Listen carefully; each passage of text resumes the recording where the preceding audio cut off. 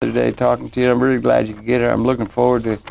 You had a heck of an interesting life, and you picked up all this culture and understanding of Japan and the East and everything. It's really interesting. And welcome very much to Conversations. Great pleasure to welcome to the program Mario Sacripante, and he's down here as a retired Air Force sergeant and an old Japan hand. That's a term that's often used for an old China hand or that kind of thing. Somebody who understands the country of Japan very well. And we're going to be talking about his very interesting life and some of that. And Mario, welcome really very much to Conversations in Manhattan Network.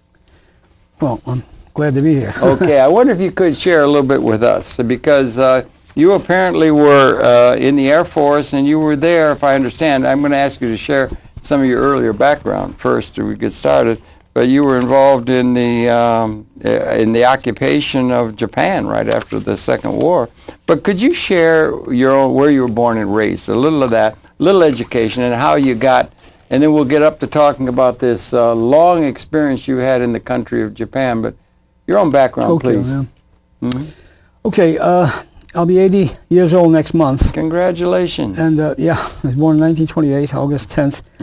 And I was born actually in Newark, and then the Depression came along, the stock market crashed in 1929. My father couldn't find any work in Newark, and so he came to New York and he helped build the Empire State Building. No kidding. And some of the other famous buildings, RCA, all those buildings in New York. He was a construction guy? He was a master bricklayer. Master bricklayer, okay, yeah. He came from Italy. My mother and father both came from Italy. He came right after World War I, 1919. Which part of Italy?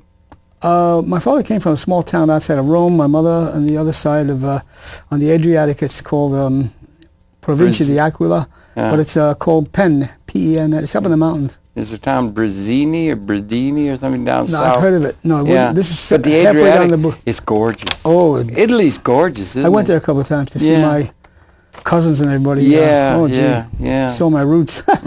Sure. Well, I wasn't born then. I was born. No, I know. Yeah. But anyway. And as soon as I was brought up in what they call today Bed-Stuy, believe it or not.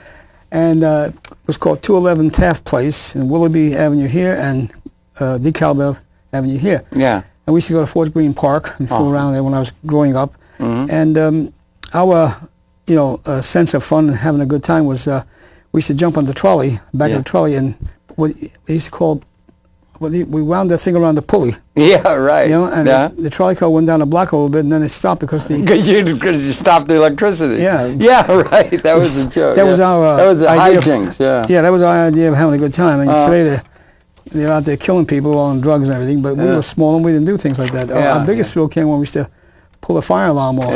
You know the red boxes with the fire alarm? And run like hell. Yeah, well, that's But other than that, it was kind of an uneventful thing.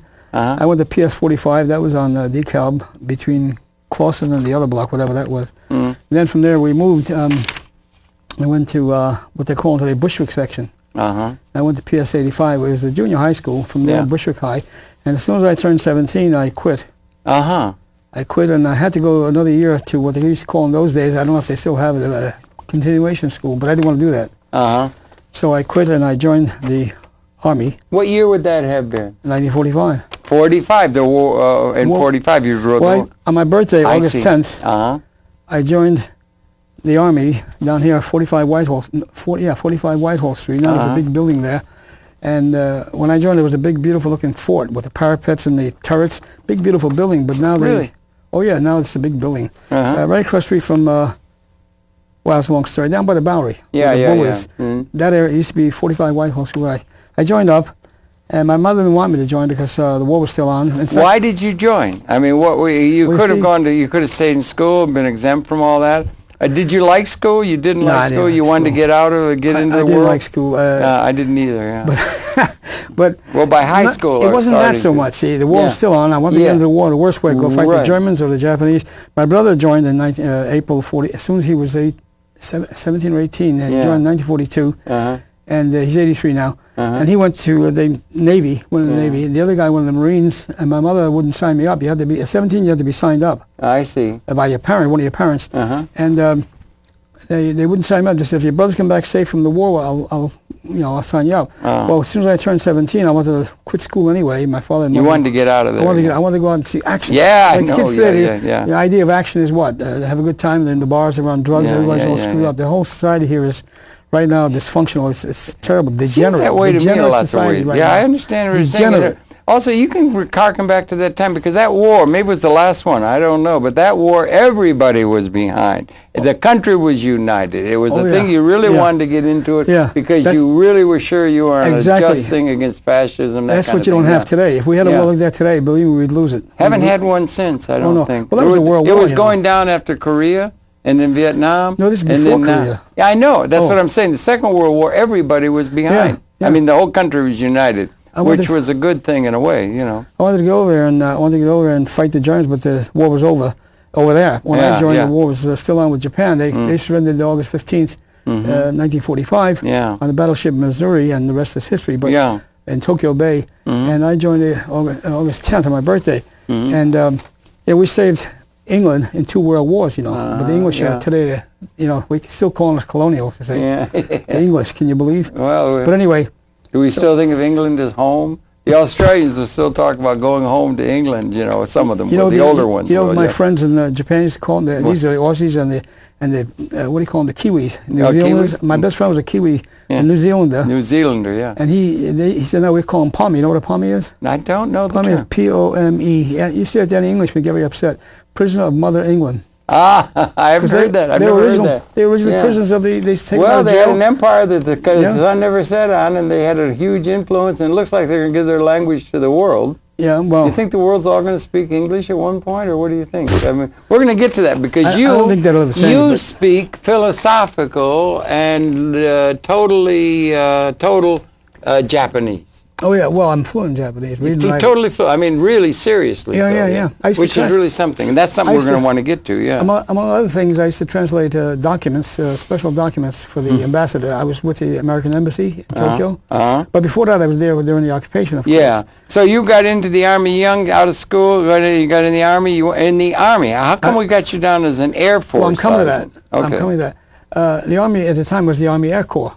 And they put me in the Army Air Corps. Nothing can stop the Army Air Corps. Or if we go into the wild blue yonder, climbing high into the sun. Into the sun. Off we zoom, zooming to meet our thunder atom boys. Give them the gun, give them the gun. Yeah. So, you know that better than me. Yeah. You know that. But anyway, so I grew up in Brooklyn, although I was born in Newark. And I joined the Air Force, Army Air Corps. Well, they put me in the Army, but they put me in the Air Corps, which was good because... Why did they put you in the Air Corps, do you think? I don't know. Just happened? They gave you these tests, a whole battery of tests. And, depending on the tests I made, I was good at administration because I made 95 on the English test. And I did a lot of high scores except mechanics. That was my... So they put me... I don't know. They put me in the Air Corps. Luckily, I was they very just happy. Put you where they MSO or no MOS is MOS. The Army Corps. Well, at that time it was MOS. You're right. Yeah. Military Occupation Special. Yeah. Yeah. Right. Yeah. But I didn't have any military occupation because I had just joined. They gave me 10 days off, and then I had to report to Fort Dix. You were 17? I was 17. You're just a kid. Well, yeah, but I put some vinegar. I wanted to see the world. Yeah, sure. And I wanted to get into the fighting. That was wanted to get into the fighting. And you know what? My daddy did the same thing. He had to do something about his age to get into the First World War. He got on a destroyer, Oh, in the First World War? Yeah. My father was in that, but on the Italian side. You know what Churchill said in World War II? What did he say? No. He said when they told him that Italy was on the Axis side in World War II, he said, well, that's good because we had them on our side in World War I. that overgrown buffoon. But the Italians know about love. Yeah, well, that's maybe better than that fight. They're not fighters. Italians are great. They're not fighters. They are really something else. But when you go back to ancient Rome, it's different. We were fighters, and then we got emasculated by screwing all the slaves we had. We means them. I have nothing to do with that. Like in Japan, when they say, "Oh, you're Mario, you're Italian." I said, "No, I'm American." Yeah. Oh, and then they say, "You're a mafia, huh?" Mafia, get off my back. You're still going to Yeah, that's called scapegoat, or that's stereotyping. Stereotype, right away, stereotype. Right. Well, the Japanese got kind of narrow-minded about things in America. They don't so you went to, where'd you go to training and everything? You're in the Air Force, and it's nice that you asked me that because I had a 10-day leave. Went home, 10 days leave, and then I reported to Fort Dix. Yeah. And, you know, the war was over August 15th. All right. And I had just joined 5 days before that. So I came to Times Square, and they had this big big electronic sign up there in the Times Building, the Japanese surrender. I said, oh, my goodness, I want to fight. I want to go there and fight. And all these girls were like, oh, you cute little shit, and started kissing me. And I saw this thing where they sell it, pick the girl up, the university. I know I was there. I know. You were right there in Times Square. Yeah. Yeah, that was a major day, man. That was a major day. You were celebrating. You hadn't seen a day of action. They had just finished the war. You hadn't even gotten in yet. No, you're only on your first leave. Very disappointed. Because you were disappointed, but it might have been good. That was the worst war we ever had, you know. Yeah, I know. Worst war in history, in the history of the world. Yeah. But anyway, so they sent me to Fort Dix. Yeah. And I stayed there, I think, 10 days. I was what they call a casual. You know, you were in the Army. I was a casual because you're unassigned. I hated it, unassigned. Though. Did you like it? You liked it? Well, I was excited because I was in the Army. So, but now the war's over. And I saw but it doesn't change that fast. They had POW. They had Italian and German POWs policing up the area. Yeah. You know, picking up cigarette butts. Yeah, and had a guy with a machine gun just watching them. This group of three. I saw that, oh boy, I can't wait till I get my gun, that first gun. I always wanted to get a gun. Yeah, yeah. And so, but they sent me to Lackland Air Force Base. Oh, Lackland. You're in the you're now in the Army Air Corps. Army Air Corps. You were in the Air Force. Army Air Corps was a base, but it was still called Lackland Army Air Base. And it was on TV yesterday when these 5 guys came in from Columbia. Yeah, wasn't that something? Right there in Lackland Air Force Base. There were 5 or 3? I thought it was 3 5. Americans, I think. Well, I remember them saying 5 guys that were prisoners for 5 years. You might be right. It might have been 3 5 years. 3 people for 5 years. Yeah, and then a woman was rescued too. She was going to be president of Colombia. She was running to be president of Colombia when she was kidnapped 6 years ago by the FARC. Yeah. Really? Yeah, they brought him in midnight or something. Yeah, that's right. Yeah, I saw it on TV yesterday, and it brought back all. And that's where you trained? Yeah. Where they brought them in? Yeah, right there. San brought Antonio, back memories, Texas. huh? Yeah. San Antonio. Yeah. But anyway, I liked it. I think 6 weeks of training there, and it was just basic training. And you remember our what do you call them? The little rascals. We used to call them our gang when I was a kid. Yeah, I remember them. Sure. Yeah. In my barracks, this guy Spanky McFarland was there. Spanky. No kidding. Yeah, he died in a your few years unit? ago. Yeah. No, he's in my. Yeah, he was in my unit. Yeah. We had just got there, and I remember, everybody. He was a big wheel, you know. Everybody. Yeah.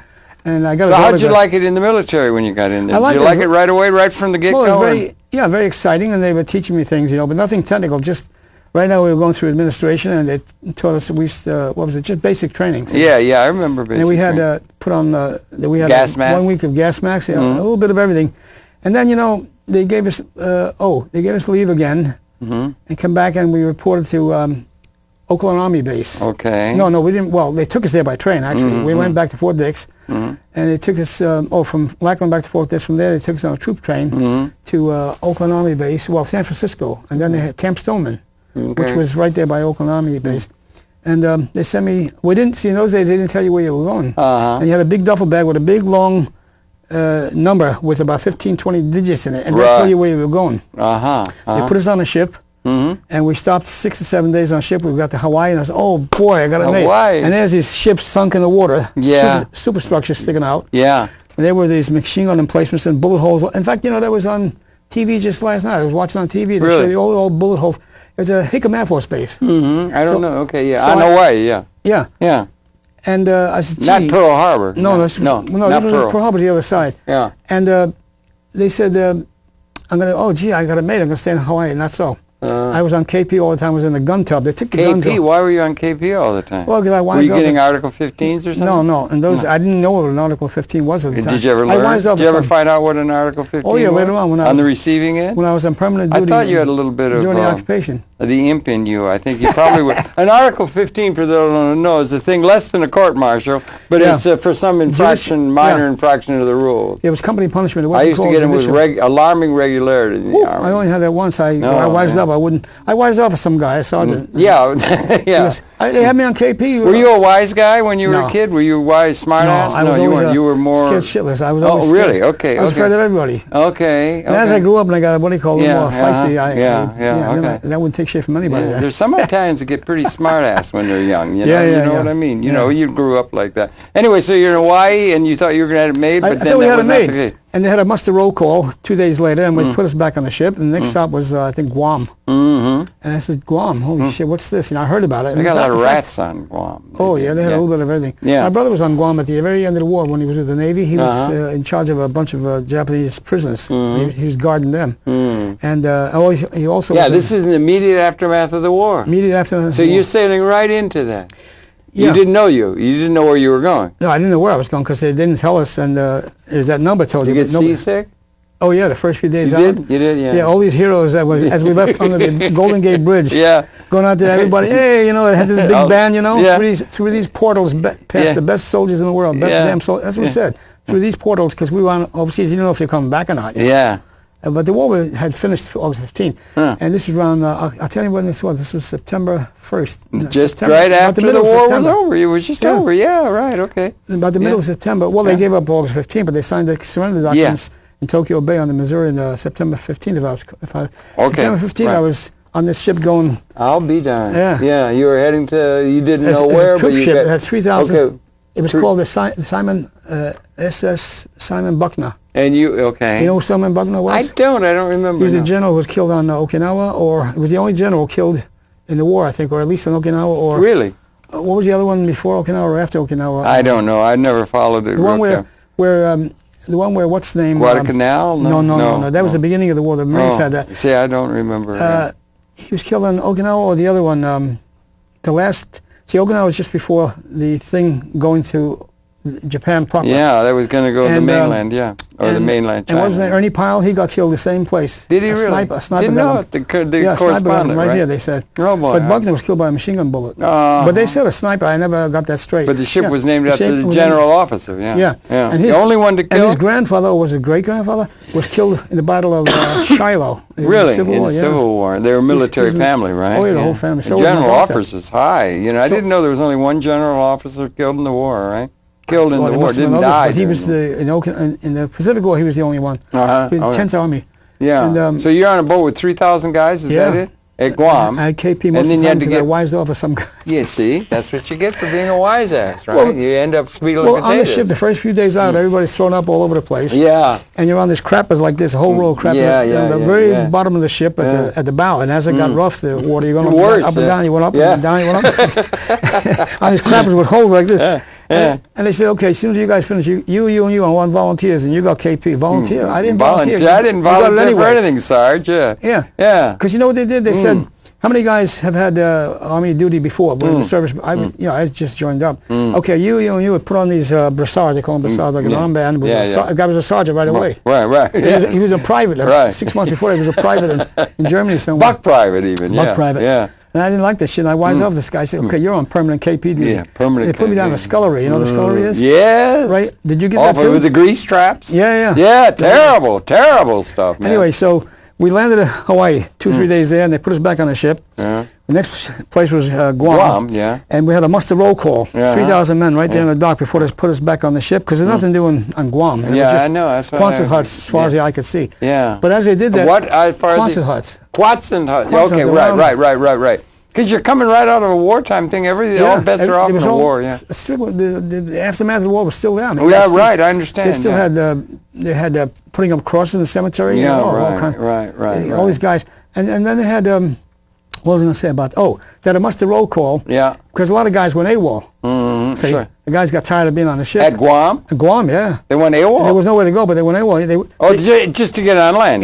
Yeah. Just to get on land. No, but they didn't come back to the ship, though. They didn't come back? So to find out who was missing, Yeah, that becomes desertion or something. And they had these, what do you call them? I forget what they call Comoros. These are the original natives of Guam, yeah. And a lot of these guys went and found girls and didn't come back. Yeah. And believe it or not, when they did come, some of these guys did come back. They had young girls in the duffel bag. They brought them on the ship. The ship was supposed to sail. They missed 2 days sailing because of that. They had to wait for them to come back? Yeah, they went through the ship waited? They didn't just send them over to them? Off the ship, yeah. They could have just, that would have been like, that would become desertion. That's real serious stuff. That's Leavenworth. If they didn't come back or they didn't, that was Leavenworth, that's right. Yeah. And you know what they had? The 8 bunks, one on top of the other. They were folded up.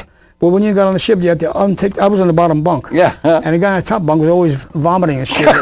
Oh, crap. Like pretty awful, right? Oh, it was terrible. 3,000 people on the ship. There was that's a lot. It was. You know what they call it? I forget what they call that ship. The E3 or E5 ship. Not a Liberty ship. Liberties only held about 1,500. Not even about. This one held 3,000. This held 3,000. Yeah, that's a lot. The crew and everything. They had what they call the MSTS, Military Transport Service. Yes, right. MATS. Yeah, the Navy didn't take this over. Later on, the Navy took them over. They still had the guns on the gun tubs, you know. Yeah. Anyway, so The next stop was Philippines. I thought, gee, Philippines, got it made, you know. Got it made. Manila. The Philippines, and they brought these big 2.5-ton trucks out, 6-bys, they used to call them, 6-bys. Yeah, I know, yeah. They had about 50 of them come out to meet the ship. They put us on those. We went and toured all around Manila. How of nice. Course, you had a cook's tour. You had all these Japanese gun emplacements on every corner. They turned over. Tanks were still in the streets. Right. Buildings were all, crumbling. Yeah, I understand. And there were a lot of ships in the harbor, all super, what do you call it, the superstructure of the ships sticking out of the water. Yeah. And the harbor, what do you call it, wavy, the docks. And they're finding a lot of unexploded bombs and things. So, and then, anyway, so they put us back on the ship later on, and then the last stop, I didn't know, but we landed in Yokohama. Yeah, 1945. Landed in Yokohama, and I felt like a, That's Tokyo, right? Yeah, we were occupation heirs. They needed people to occupy the place. Yeah. See, because guys were going over there. They held us, I think, 10 days in what they call the 4th Repel Depot. The Repel Depot was Replacement Depot. But the nickname was the 4th Repel Depot in Yokohama. It was under the 8th Army. It had a patch here that showed the 8th Army, and General Eichelberg was in charge of that. He later on went to Korea when the Korean War broke out. This is 1945 now. Yeah, this is 45, right after the cessation. So you're just right in there, just weeks after the... August 15th was that, and I got there last day of October. Oh, that was just right, and you were like going to become part of the occupation force? Yeah, I was. That's exactly what. That's what exactly they needed you were. People to occupy because people that had fought the Japanese and the Germans during the war, they were coming home on points. Right. I think I was telling you or somebody the other day. One hash mark 3 years was 5 points. Yeah. The Purple Heart was, I think, 5 points or more. Right. Little Hershey bars, the straight ones, like that little gold Hershey bars. I know the one you mean. 6 months overseas duty. Yeah. So the more points you had, the quicker you went home. Yeah, that's what everybody wanted to go home. Yeah. And I just got there and I said, me go home. What did it look like? Yokohama, Tokyo, Japan. What did it look like? All the buildings a lot of bombs. Out. They had been firebombed and everything like that. What did it look like? Did it look like hell or what? It looked like hell. It looked like a war-torn moonscape. Right. But see, from Yokohama we came to, on the way to Tokyo, they brought these 6-bys out again, about 20 of them. They took us into Tokyo. On the way into Tokyo, all these factories that were making things for the Japanese during the war, all these wartime factories, you could see daylight through all of them. All the walls were standing. Because they used a lot of incendiary bombs there, because that burned the hell out of them. It was horrible. They had more people killed in that firebombing of Tokyo than the hydrogen bomb, or the atomic bomb. March 45, they lost 125,000 people in Tokyo, Yokohama. 125,000 people. And you sailed right into that awful. That was all over, but all the houses were burned down. The whole, as far as the eye could see, you could see just flattened out areas between Yokohama and Tokyo, and Yokohama and Tokyo had burned out buildings. You could see daylight through them. And as they come down around the moat, and the moat was right there in the middle of Tokyo, the Imperial Palace where the Emperor stayed.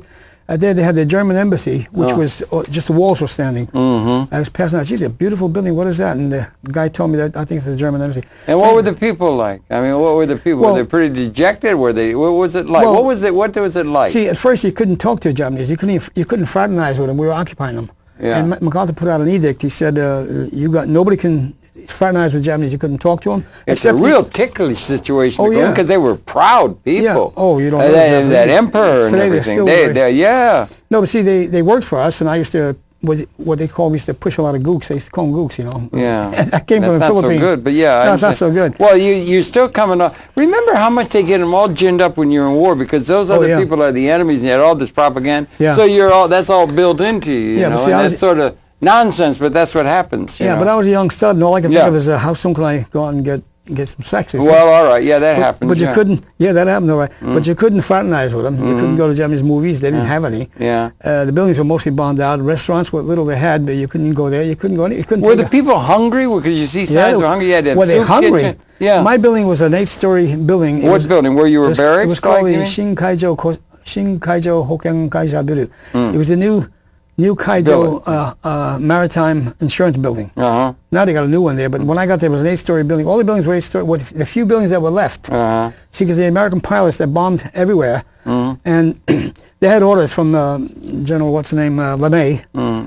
Curtis LeMay. See, at that time they called it PACUSA. I was in PACUSA, Pacific Air Command, U.S. Army. Pacific Air Command. Then later on it changed to FIF, and I wore the FIF patch. FIF was F-E-A-F, Far East Air Forces. And I wore this patch. It was a triangular, what do you call it, quadriangular? I don't know. Not triangular, but four sides, diamond shape. Yeah, okay, yeah. Anyway, so I wore that, and I was assigned duty, and I tell you, 3 guys almost kissed me all 4 cheeks because I replaced 3 people when I got there. Really? And I was good at typing because I How took could that you in high school. replace so many people? Because they you were were all so going good? home on points. Oh, they were all going home. They were happy to do that. Oh, I see. They kissed you because they were going home because you were there. And me, I had just gotten there, and you were 17, 18, 17, pushing 8. Well, no, I got still 17. Yeah. And just a kid. Yeah. And walking along Ginza, the main street there, it was all GIs. All you could see was a sea of Does Ginza black. mean Main Street? Because no, Ginza means silver, and Za has no special meaning today, but it's like a. It means to sit. Za, I mean, if you look at the kanji, the character, it means to sit. Yeah. Ginza, because Ginza from the old days, it was where they made the mint. It was a mint. Oh, really? That street had a bunch of where they were making the mint. They made all the coins and things. Yeah. And that's why they call it Ginza. Yeah, it was the center of. And anyway. I know you're interested in coins, but that's another story. But so you were there and you were doing that, and you were in the forces, and it was quite an experience to do that. And then, and you were you ended up being there for a long time. Oh yeah, see, I re-enlisted. The war was over, and I re-enlisted every 3 years. Well, you only just got in. Yeah. So you went through 4 years? Was that an enlistment period? 3 years over there. 3 years. I re-enlisted to. You were 3 years in Japan. Yeah, the first time. There, and you were doing clerk stuff. You were in the office doing clerk stuff. Yeah, they didn't send me to tech school yet until way later on. Right. Way later on. They didn't send me to any school, as a matter of fact, just basic training. And I happened to know typing from high school, and so they made me a clerk typist. So well, that's a good gig, isn't it? I mean, that was a pretty good deal. Yeah. Yeah. So I made corporal after a while, but see, stripes are hard to come by because the war was over and they were downsizing the army. And But anyway, so I made corporal, and then as soon as I caught my first dose of clap, April 1948, in Japan, I'll never forget. Her name was Midori, a typical Japanese, a very pretty girl. Yeah. And so they used to punish you in those days, and they took my stripes away. They took your corporal stripes away? Oh, yeah. Made you a buck private again? Took 2 stripes away? That's a lot. I was a buck private again. Yeah. And well, the Air Force had become the Air Force in 1946. 47. Okay. The United States Air Force in 1947. And that's when Truman, Harry S. Truman, that's when he integrated the armed forces. Ah, good for him. Yeah, right. Plus his point of the head. No, he did it was a good thing. Yeah. I felt so sorry for those poor guys. But anyway, so over in Japan, getting back to Japan, everything's fine. And I always wondering about, because they told us we were the little guys and the big guys on the corner where I used to live on Elder Street in Bushwick, what they call Bushwick today, Bushwick section. We were the little guys, 10, 11, 12 years old, and we hung out with the big guys who were 14, 15. They said, then we go to Chinatown, the Chinese girls are like this, the American girls got it like this, and you know what I'm talking about. And I said, gee, really? And we were little kids, we didn't know. We were very impressionable. And so when I got over there, first thing I wanted to do was find out if it was true. Is this way or this way? God, yeah. No, that's a true story. And and in those days you had a carton of cigarettes. I didn't smoke cigarettes. I didn't smoke at all. But I tried cigars, but I didn't like them. Yeah, I get sick. A carton of cigarettes was 50 cents a carton. Yeah, I know. It's not like now. You see what I'm saying? Yeah. 10 packs. 200 cigarettes for 50 cents. You pick them up at the PX, huh? Well, yeah, but they punched your card. It was a ration. They punched your ration card. That's right. Remember the ration cards? You were allowed, I think, 1 carton a week, and then I think 2 bars of chocolate if you want, or 2 kind of candy bars. Everything was rationed because they knew the Japanese would buy that stuff right away. In the black market, on the back page of the... It's terrible, the aftermath of war, isn't it? Everything's torn to hell. When I got there, the Japanese were still walking around the streets with no legs, no arms. Yeah, and they had their uniforms on, the Japanese soldiers. They still had uniforms. And they stand in front of the station, standing at each corner, they're playing Japanese music, and they had to get some coins money. or something. Yeah, awful. So I always... really hard. I would get some fruit or something from the mess hall, and I'd bring it, I'd give it to the guys, and they were so thankful to give it. They had nothing to eat, they had nothing. Yeah, I know, it's terrible. They had Marshall Plan over in Europe, but in Japan they had a different... They didn't call it a Marshall Plan, they had nothing. But they didn't have anything like that served over there? No, they did, but they didn't call it a Marshall Plan. What did they call it? I don't know what they called it. Did they give food and stuff? We were giving them tons and tons of food in boxes. Medical stuff and everything? All that stuff was coming over on ships. I saw it, because I used to go down to the docks. And that happened right away? As soon as the ships... It went on until 1952 when they signed the... Well, I mean, okay, 52 is a long time, but I'm saying right in the aftermath of the war, were they treating it like a disaster area that it was? I mean, the Allies, the Americans, were they treating, were they able to? They were all caught up with having fought a war. Usually, you have to get over having succumbed the enemy before you can start giving them support. The guys that had fought the guy... And you got all the propaganda in people's heads. That's part of the equation. Right. in front of my building, I was in an 8-story building. That was my barracks. 8-story That's a building. barracks on a base? You were on a base? No, there was no base. I was right in the middle of You Tokyo. were just right in the middle? Across the street from Tokyo You were right Station. with all the citizens? Right in the moat, the Emperor's Palace, you can see from my window, right across the street. Well, how come you were on that, and you were an occupying force? Was there any animosity directed at you? I'll any answer your question soldiers still harboring ideas of doing you in or something? I'll answer your question before you even ask me. Yeah. The pilots under General LeMay had orders, because this was the end of the war. They knew we were going to win. They said, don't bomb this one street here along by the Emperor's Palace. Not because they didn't want to kill the Emperor. Yeah. Not because they didn't want to hurt the Emperor. They didn't give a shit about it. They knew we needed buildings as a barracks. Yeah. Of course, we had bases. We took over all the Army, Japanese Army and Navy bases we took over. And you didn't bomb We had 1 million men under the occupation. Because they fully expected to invade Japan with 1 million men, and if that wasn't enough, they could send another million. We had 15 million men under arms during World War II. A lot of people don't know that. Yeah, that many, yeah. And you know, how many did we lose in the Second World War? Deaths? In 550,000, about 550,000. That many? Oh yeah. American losses? Oh yeah, that a little more than half a million people between the Pacific and the Japanese lost 3 million in the Pacific, and they lost 2 million in Japan. But they still had 3 million Japanese under arms that had never seen battle yet, and they still these were not hardened, experienced soldiers. They still had some of those guys that were in caves and stuff for for decades or something. They're still there or holding out for years. See, MacArthur, when he came along, the Japanese they made him put down their arms. They came over on the Japanese airplane from Manila, and he came over, and the streets were lined with American troops with the guns like this. You know, this was like port. What do you call that? Port arms, but present arms. Present arms. And he came all the way to Tokyo. Present home. Yeah, and he took over the Daiichi building. The Daiichi building was a Daiichi Seimei. It means it means #1 insurance. Daiichi Seimei Hoken Gaisha Biru. That's Japanese. And so he took over the Daiichi building, and I was put in the, I told you before, the Shinkaijo Kasai Hogan Gaisha Biru.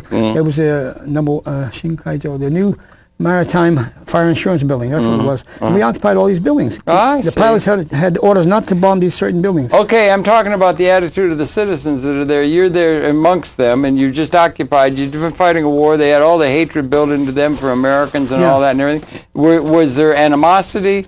Was there anybody shaking their fist at you, nasty Yankee? No, was there anybody take a pot shot at you? Anybody throw a knife? None of that was going on? Not that I know of. No, but I mean, you know what I'm saying. And the attitude, were their looks, were they dejected? What was their psychology? The context. In your day off, you walk along the Ginza, they make a path for you to walk around, they say, konnichiwa, or they always bow to you right away. Nobody ever shook their fist at you? No. Said Yankee? I never saw that. I heard that they did this from time to time. Yeah. But it never happened to me. And because it's hard to get over that conditioning. They're getting people all ginned up for war. You know what I'm saying? Oh yeah, they were all psyched up. Yeah. Yeah, and then they'd been and hard. They were a proud people. Very proud people. And they had to do that thing with the emperor. Oh yeah. And they had to surrender after that bomb. Yeah. They were going through some real trauma, man. Over 3,000 people killed themselves in front of the moat. In front of the Imperial Palace where they had the moat. Because they couldn't believe the war was over. Yeah, because they're so proud. These are civilians now. The army, several thousand of them killed. And you were ensconced among the civilian population and everything. I was right there in the middle of Tokyo. Yeah, and what were you doing? What were you administering and typing? What were you typing? They assigned me the first, you won't believe this, the first assignment I had was 6 months in what they call Gakshikaikan. That was the name, the Japanese name. It was a field grade officer's billet. Field grade officer was a major on up. Oh, okay. I didn't know that. Major, light colonel, full colonel, and generals. It was a hotel. But Gakshikaika meant, Gakshi means a scholar or a university. We call it a university club. We call it in English. I see, yeah. And I was at the front desk, and I had no training at all, but they told me what to do, and I did the records, and I checked the rooms and see who was there. And it was a hotel. Yeah. I did that for 6 months. I didn't like it. I wanted to be trained. I said, I want to learn something. I want to be a cook and baker. They said, okay. Well, they put me on a list, and as soon as we get an opening, we'll send to cook and baker school. What happened? You lost the stripes. Oh, well, that was later on. Back to being a buck private, or was later on, April 1948. Yeah. And I lost my 2 stripes. And what did you lose that for bad mouthing somebody? No, that was for I caught a dose of clot. Oh, that's right. You told me there was something unusual. My first dose. Yeah, I see. Yeah. And then they gave me 100,000 cc's of penicillin. Yeah, penicillin. Thank God for penicillin. Oh, thank God. Yeah. Who was it? Listerine? No, not Listerine. What was the name? I forgot the guy that invented it. Anyway. Yeah. So everything went fine, and then I caught another dose. But in the meantime, the Korean War broke out. Yeah. And when the Korean War broke out, I was already in Japan almost 5 years, and I was fluent in Japanese. You had been 5 years. Oh, well, I re-enlisted. Every time I re-enlisted, they sent me to Japan. So your first thing took you right there to Yokohama and all that. That you're coming 17 years old. You're coming into occupied Japan right after the war.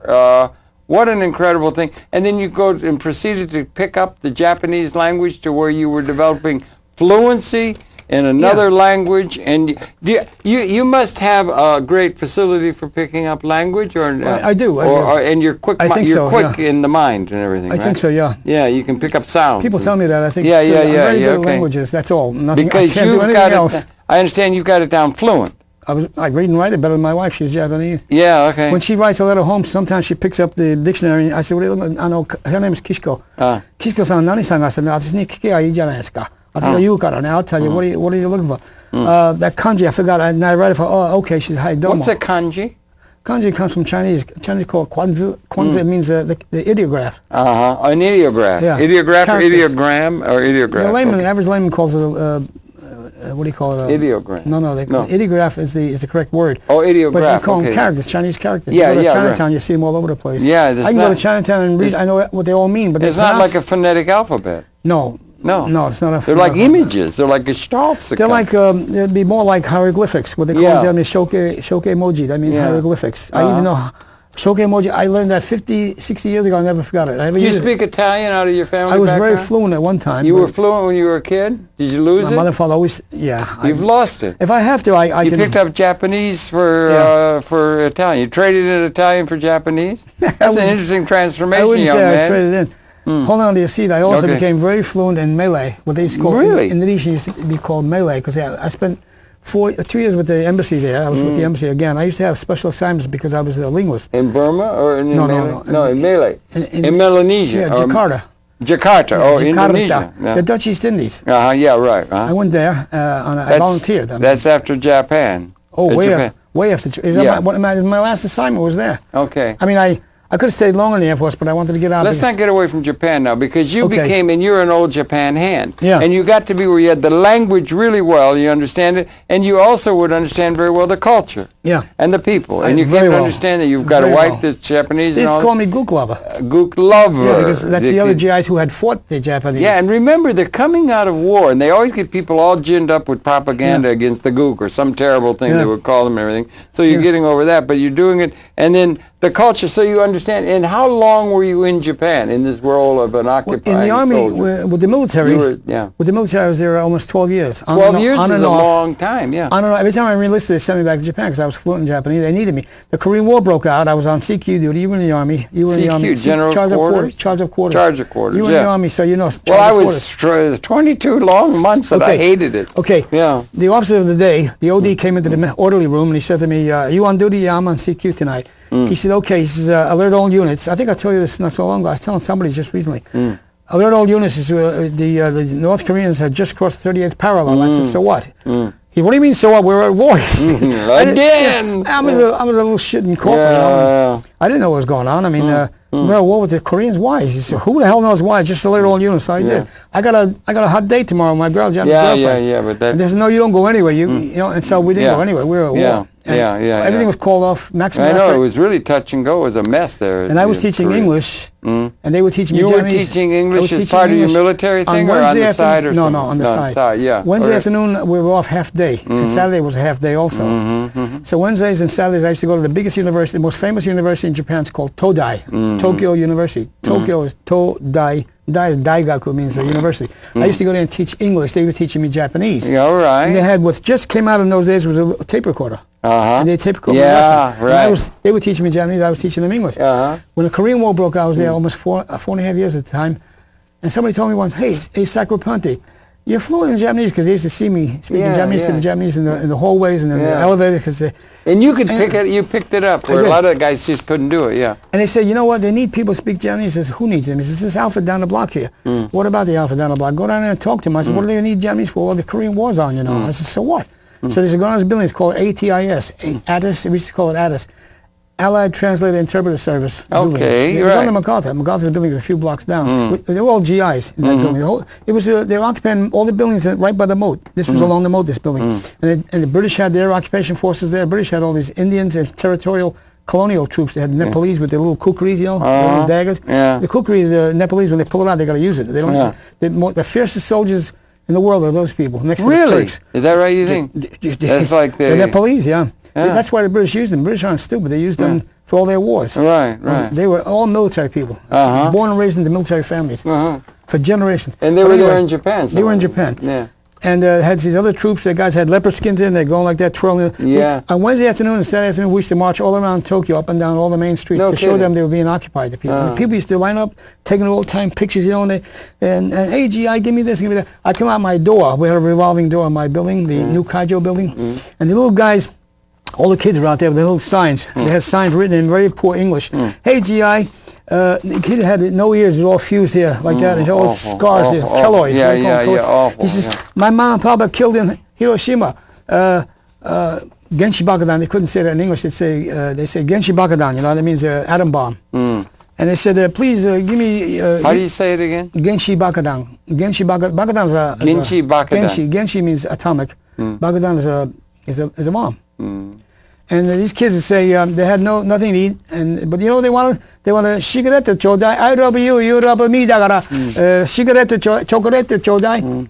They didn't know much English, but they learned just enough English words to say, you know, I love you, you love me. Give me a cigarette. Terrible situation they were living. They were these kids. They came up from Hiroshima. These kids, everything was fused together. The ones their mom and papa actually died. They came up there. And these other GI, Japanese GIs, they lost the war. And they're still in their GI clothes, walking up and down the streets.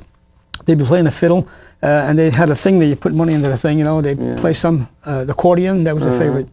Yeah. And so that was Japan. And we couldn't go, you know, they didn't have any. Today, the Japanese sell their cars, and the biggest car manufacturer in the world, Toyota and Nissan. Yeah, they just Ford just gone down 28% last year. Yeah. Let me tell you something about the Japanese car. Japanese made cars only for the war, and that was Toyota. Before that, they had Honda was a bicycle outfit right on the edge of this army base. I thought that was Korean, but it's not. It's Japanese. Honda, yeah. No, Honda is Japanese. Well, Hyundai. They made small bicycles. Later on, they made motorcycles. Now they've got motorcycles all around the world. But at that time, they had been very industrious. They had grown up really hard. I mean, they had come up really strong, hadn't they? In the modern, you know what I mean? They were really they were an empire that was growing. They're very well organized, very disciplined country. Very good. Nobody could step out of line. Anybody stepped out of line, they beat the shit out of them. Is that right? Yeah. Yeah, they were all very conformists. Disciplinary. Yeah, very disciplined. Conformists. Yeah. Nobody can step. You step out of line, like they say in Japanese, "Deru kugi wa utareru." That means the nail that sticks out gets hammered down. So they did everything they were supposed to do. Nobody would ever say anything against a higher up. Subordinates would never. They beat the shit out of them right on the spot. Oh, is that right? And that's part of the culture. Part of the culture. Still with them? I mean, it's still got that kind of.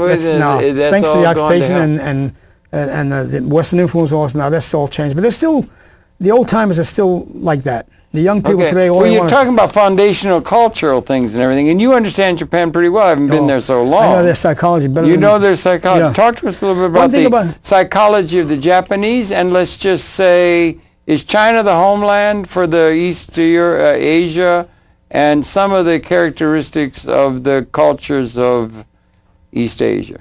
No, Japan copied everything from China. From China, including the writing and everything. Right. From 810 A.D., this guy Shotoku Taisha, they called him. He was a great philosopher and educator. He went to China and he learned the kanji. He put that into Japan. But anyway, getting back to what I was telling you, I want to say something like that. So is it like Latin? Is Chinese? If you know Japanese, can you understand Chinese at all? No. Completely separate? If they write it, I can understand about 75–80% of what they write. Yeah. Is that right? Same kanji. That's interesting. But they pronounce them differently. It's so different you can't understand it. It's not like Latin and Spanish. No, you see, there's a common thread there. There's a great similarity between those two languages. Yeah. Not Chinese is one of the most, I say, foreign languages in the world. Do you understand Chinese at all? If they speak to me very slowly, I can understand a lot of it, especially if it's written. I can understand the written language, but I can't pronounce. Isn't that interesting? See, like they'd say, like in Chinese, 我说中国话一点, I speak a little Chinese. I can write that in Chinese, and I can write it in Japanese, the same thing. But they pronounce it. See, in Japanese, they would say, 私は中国語少しできます. That means I can speak a little Chinese. But in Chinese, they say, 我说中国话一点, a little. I memorized. I used to go to China all the time from Tokyo because I got tired of Tokyo, and I used to go there. And last few years I was in Japan. I used to go to China all the time. Go to Shanghai or something? Shanghai. I liked the north. I went to Shanghai. And that was in what years then?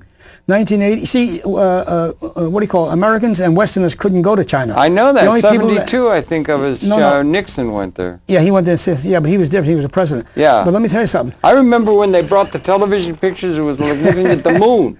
Yeah, you remember he was there and they had bicycles yeah. everywhere? Yeah. And it was like looking at the moon. There's 72 only, yeah. No, but see, when I went to China, yeah. You couldn't go to China. Americans couldn't anyway. Until you did? And I went because, see, I knew somebody in Yokohama. There was a big Chinatown in Yokohama, almost as big as the Chinatown here in New York. Really? And I had a good friend. He was Chinese. He teach me Chinese. And he said, he had a restaurant because I like Chinese food. Yeah. And he said... It is good, isn't it? Oh, out of this world. The real Chinese food, not this crap you get in Chinatown. Oh, really? That's crap. That's crap. The real Chinese food. The real Chinese food in China? In China and in Tokyo. The Chinese food in China is better than the Chinese food in Chinatown in New York? Oh, much better. Yeah, because it's pretty good here. No, but you have to go to a real first-class restaurant in China to get real good food. I mean, the everyday little shack is noodles, but it's good food. It's good. Yeah. I mean, you could have 2 or 3 bottles of beer. You know, I used to go to all the time, and I went to this place way up north. I always wanted to go to Port Arthur. I don't know if you ever heard of it. The British had it, and then the Russians. But I can't. The Russians had it, and then the British took it over. See, during the Vladivostok or something. No, Vladivostok way up further. Yeah. And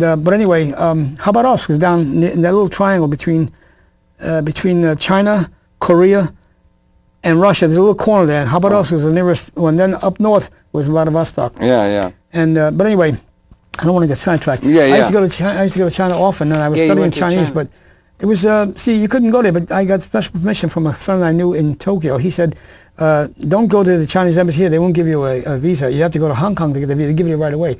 But I applied for the visa in Tokyo, but I couldn't get it. I went there several months later. When I'm going to get a visa, oh, we'll call you when it's ready. They never gave it to me. So he said, I went to Hong Kong and gave me right away. You have to go all the way to Hong Kong to get the visa? Only physically you had to 4 go? Hours. Only 4 hours by plane, yeah. Is it that far? Is that close? I didn't know. From Japan? From Japan, from Tokyo. I didn't know it was that close. They gave me the visa right away in Hong Kong. I went up by train. I went all the way up north, up to Dalian. What year? This is 1983, 84. 83, 84. Yeah. Well, that's after. Well, that's way later than 45. What the hell happened between 45 and 83? Well, don't forget. I mean, you're in the Army between 1945 and 1965 when I got out. I got out of the Air Force, 20 years in the Air Force, and then 5 years in the, the reserves. But I got out in 1966. What am I saying? Not 65, 66 I got out.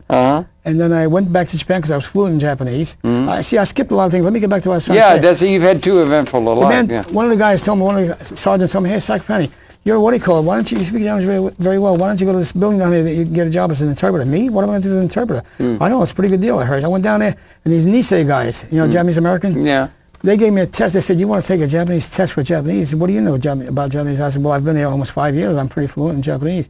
Then he hit me in Japanese, and I corrected his Japanese. He got very upset. I said, no, that's not the right word. In this case, they don't say that. I forget about it. I said, so he gave me the test. He said, how about the kanji? I said, well, I'm still learning kanji, but I'll take that too. I took the kanji, a combination of a written test and a spoken test. I made 14 and a half out of a possible 15. Wow. Yeah. Well, you could use a dictionary. I mean, with the written test, not the spoken test.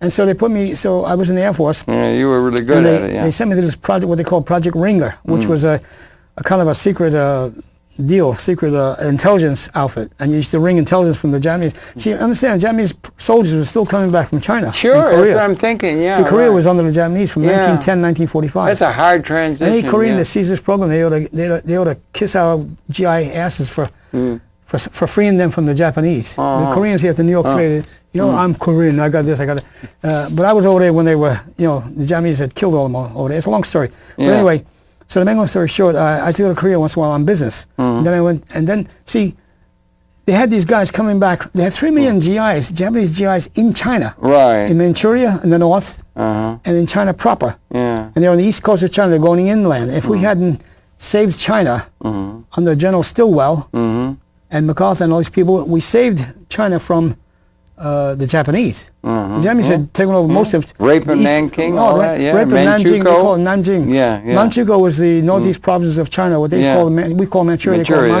Manchukuo. But anyway, the invasion was September 18th, 1931. And when I used to go to China, I used to see these museums where they showed all these, the Rape of Nanking, and in fact I had the damn film, I had it in Tokyo, it's a long story. Great book by Iris Chang. I didn't read it. I got it home. I only read a few pages. But anyway, she doesn't know. She was third generation. But I saw the actual film. In fact, here they used to have a place called the World Theater. Right now it's the, what is that building? Reuters.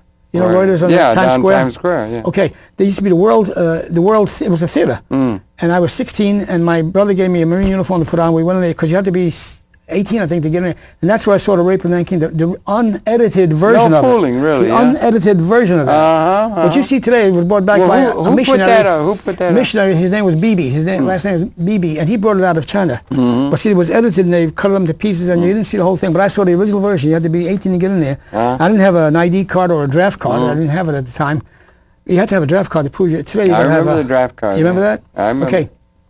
I got in there, and the guy said, well, you're not of age, but okay, where'd you get the uniform? Don't worry about it.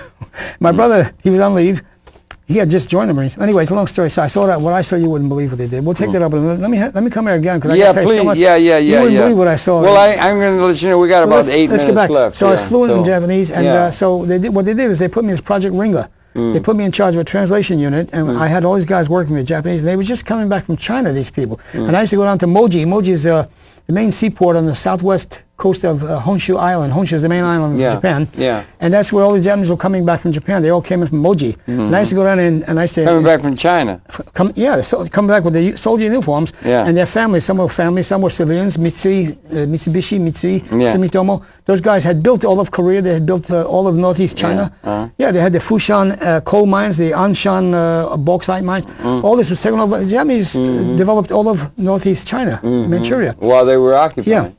And they took Henry Puyi out of prison, and they made him the emperor of. You see the picture of the last emperor? Yes, I have, but I don't remember. Well, he was the last emperor of China. They took him out of jail in 1931. They put him on they made him a puppet governor of China. In the meantime, Chiang Kai-shek, Zhang Zhishi, they call him Zhang Zhishi, and the other guy, Mao Zedong, these two guys are fighting each other, and then after the war, they were fighting the Japanese, and then after the war, they turned on each other, and Chiang Kai-shek with the Nationalist Army left in 1949. But anyway... So that traveling up into China in the 80s was when you were a civilian? Civilian, yeah. Oh, okay. That's why I got confused. I wanted to get back to that. Yeah. So I got out of the Air Force, and I went back to Japan because I didn't like the way New York was Why didn't you re-up and go on for 20 years, 25? I did 20. And you did 20, you got retirement then? Yeah, I retired. Yeah, okay. My last base was at Mountain Home Air Force Base in Idaho. And you were Air Force? Yeah. And Air Force Sergeant? I was an Air Force Sergeant. Like, did you get Master Sergeant or something? Yeah, I was a Master Sergeant. You were a Master Sergeant? They call it E7, enlisted 7. Master Sergeant when I got out. They're just coming out with the super grades. What they have now, they have some super... It's a long story. I'll tell you the next chapter when I come here. Let me tell you. So the Vietnam War was just beginning to heat up. Yeah. 65 and 66. And with my MOS, with my AFSC, Army Air Force Specialty Code, AFSC, like you say, MOS in the Army, with my AFSC it was intelligence. And I would have gone over to Korea, Vietnam right away. In fact, they sent me there a couple of times. But you know, when I went there, it wasn't to fight. And we weren't fighting yet. We got involved there. We still had some advisors over there. We were advising. The French had that place. French had been there. They left in 55. They left. When they got their ass kicked in Dien Bien Phu. And Seymour Topping was there. He was there up in China in Peking. He's a great writer of New York Times. He was managing editor of New York Times. He was there in 45 and 46. And down in Vietnam, he was there with about 12 people. We used to go into in the early days, Tan Son Nhut Air Base. Today is Tan Son Nhut, Tan Son Nhut International Airport today. At the time, and you know, they'd bring Japanese to me there, and I get this straight now. We used to get what we call a Twix. Today it's called a teletype. What do you call it? Teletype? Fax. Fax, yeah. In those days, they call it Twix. We used to get a Twix and say, okay, send Sergeant Sacripante here to Vietnam, Saigon, bring him into the air base, Tan Son Nhut. We got a bunch of Japanese coming out of it. They didn't even know the war was over. They're coming out of Vietnam. The highest ranked guy was a colonel, and I interrogated his bastard. And then they had some civilians who had built a lot of projects there in Vietnam, the dams, the railroads. Did it with the French. The French did it, but they had Japanese come in. They paid the Japanese peanuts. So you've had a lot of experience about that East Asia. Oh yeah. You have a lot of experience, and you understand it pretty well. Yeah, my last 2 years in the Air Force. Big difference between Japan and China. Oh yeah. Big difference, major difference. Yeah, well, see, what are the similarities? Culturally, the similarities are all over the place. Culturally, the type of house is more or less like the Chinese houses. The type of straw mats on the floor. Mindsets and thinking. No, that's where it stops. Different. The Japanese have a completely different. So does one see themselves as like aristocrats, like the Japanese see themselves as the aristocrats, and the Chinese? Well, the Chinese, how do they land up class and all that? For years, the old Chinese, like the British with their, you know what I'm saying? Yeah, I know exactly what you're saying. The old Chinese, the Chinese way of thinking, the philosophy, and the the mindset over there was we are Chinese. We are superior to anybody in the world. Okay, that's the thing. That's why they call us the Middle Kingdom. Middle Kingdom, means Middle Kingdom. How do you say it? 中国 in Chinese, 中国. I can't do the wong. Well, see, Chinese is 中国, but Japanese call it. It's all a lot of enunciation, right? No, the pronunciation, not enunciation. They do a lot of yeah, they have a sing-song, what they call a sing-song accent, and they have 5 tones. Somebody said they had 6. These tones, up and down, sing-song, that's why I can't speak Chinese fluently today. I can read and write it because I understand the kanji. Yeah. Same as the Japanese. They took it from China. But you got Japanese down. Japanese down what? Down. You got it down. You really know. Oh, Japanese like English? No, Japanese. No, almost like English. No, no, not like English. It's kind of alien to most languages. No, but I'm talking to you. You understand Japanese as well as you understand English, or not? Oh yeah, well, I'm beginning to forget. I left Japan 13 years ago. I'm beginning to forget. But if I see it written, I can translate even today. And you can understand very well the cultural differences and all of that. That's very important now because China's emerging, I spent 40 years in Japan. And yeah, that's a long 11 with the military. Yeah. 11 with the 29 on my own. See, I retired and came back and retired. Came to New York. I didn't like the way New York was going. I was fluent in Japanese. You don't like the way New York's I didn't like the way it was going then. It's even worse now. But I went back to Japan because I figured I could do something with my Japanese. And so I started teaching English over there. And then I bought the school from my ex-partner. I took all my life savings, and I bought the school from him, and I built it up, and I married a Japanese girl, and we modernized it, and we did very well. I made So could you see yourself, why are you living in New York when you could live in Japan? Or would you want to live in Japan, or is Can I have another hour here? No, you don't have an hour. You got about 2 minutes to tell me why you're not wanting to live in Japan. Because number one, I got tired of Japan, and Japan got tired of me. I was deported. Oh, you were deported? I was deported after paying several $1 million. Persona non grata or something? No. Well, that's a diplomatic term they use for people they don't want to see anymore. The Japanese didn't call it that. They call it kokugai tsiho. Kokugai tsiho means I was 86. Kyosei sokan. Kyosei sokan means forcibly returned. Deported. Why? See, I used to have, let me tell you, it's very important. I got to show you something. Okay, we only got a couple minutes. Get it quick. Get it quick. I got to show you something. We're running out of time. I had the only shops of its kind in Japan. Here, this will explain most of it right here. We brought this and we didn't get to it. Well, that's not going to do any good. It's all print. It's for me. This is me. Can they show this? Tokyo's only antique arm shop. Yeah, I'll hold it. Give them a second. They'll come in. My brother in the Marines. They're coming right in and talk to it. My brother in the Marines and me in 1945. I was in the Air Force. Let me see you. See, I was unassigned. God, you've always been a handsome fellow, right? You lucky guy. No, I'm ugly as sin. Look at that. Let me show you when I was really handsome. I'll show you something. Look at that. No wonder. I had the only shop of its kind in Japan. Yeah. I had the only shop. Look at this. I was so handsome. I didn't. Now I say I was handsome. I was ugly. I always thought I was ugly. Tokyo Antique Arms. This is. You were ugly. You're not ugly. You're always handsome. Look at that. Look at that. I was, what do you call it? I always had this inferiority complex. Oh, you do? Yeah. I hated my name, Mario. I used to call you Mario's a great name. Mario Lanza? No, yeah, but see, in those days when I was a kid, Mario, what kind of a name is that? Mario is a great name. They call me Wop, Greaser. Oh, well, that's all that You can't do that today. You can't do that today. Today it's illegal. You can't call a guy a Wop, you know? Well, you can't even use the N-word. No, you can't use anything No, the blacks can call each other N-word. Yeah, but I know. It's a crazy world, It's a crazy world, yeah. It is a crazy world. Let me show you something. My brother in the Navy. Okay, really quick. Here, quick. Here we go. Here's a picture of what's this? We're gonna run right out of time. That's me here in the middle. My brother had just joined the Navy in 42, early 42. My mother, my grandma, my sister. Behind the graphic. See if my you brother can in the get this Marines. behind the graphic. Come to camera 1. Can you get? Sorry, come to camera 1. If you can, you can't. You can't. We're running out of the chance to go to camera 1. This is me. We can't go to camera 1. 1-year-old and my older sister. 1-year-old, my father. Well, we're gonna have to do this. Oh, that's great. We're gonna have to go to the. We're gonna have to have a return things. Oh yeah, we got to do that because I got to justify my being thrown out of Japan. Yeah. That's great. No, seriously. Incredible. We just got started. See, we could.